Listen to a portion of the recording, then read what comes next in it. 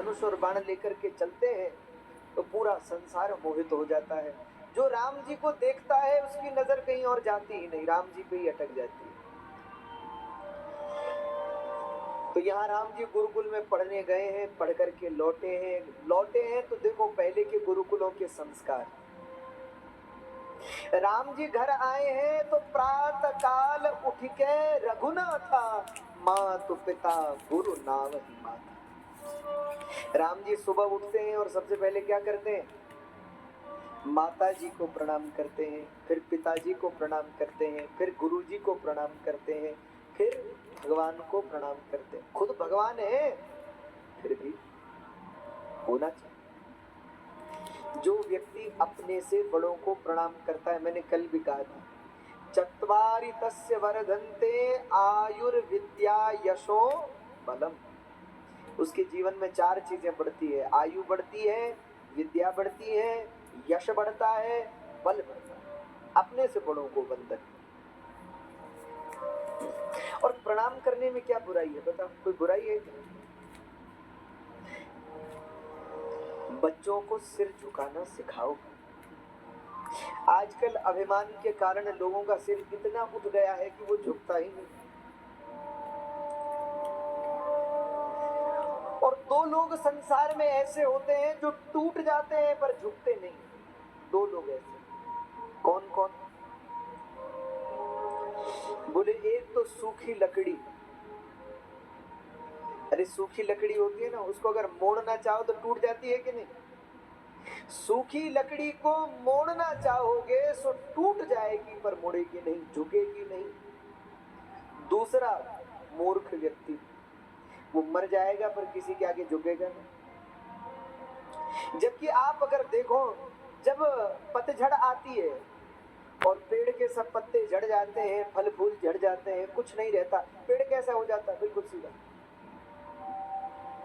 और जब आती है बसंत और पेड़ में नए नए पल्लव, नए नए पत्ते, और पेड़ में नए नए पुष्प, नए नए फल लगने लगते हैं, तो जिस पेड़ में जितने पत्ते होंगे, जिस पेड़ में जितने फूल होंगे, जिस पेड़ में जितने फल होंगे, उसकी टहनियां उतनी झुक जाएंगी। झुकने का मतलब ये नहीं है कि हम मूर्ख हैं। झुकने का मतलब है जो गुणवान व्यक्ति होता है वो झुक जाता है, विनम्रता से झुका है।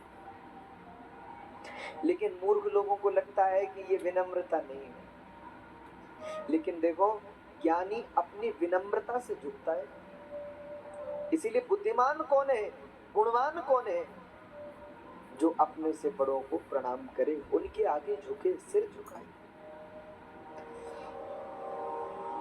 तो राम जी सुबह उठ करके माता पिता और गुरु जी को प्रणाम करते हैं। उसके बाद महाराज धीरे धीरे समय बीत रहा है। राम जी की उम्र कितनी हो गई? कल हमने बताया आपको 15 वर्ष। बहुत बढ़िया, 15 साल के हो गए राम जी। अब एक ऋषि है, एक महात्मा है, उनका नाम है विश्वामित्र। अब ये जो विश्वामित्र जी हैं, इनके मन में आया कि भैया बड़ी परेशानी हो रही है। किससे? राक्षसों से।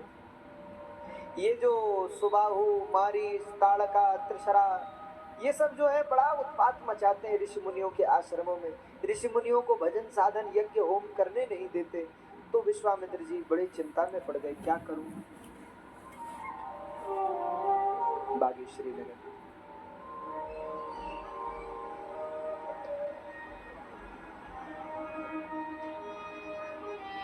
विश्वामित्र जी ने मन में सोचा किन राक्षसों का क्या उपाय किया जाए।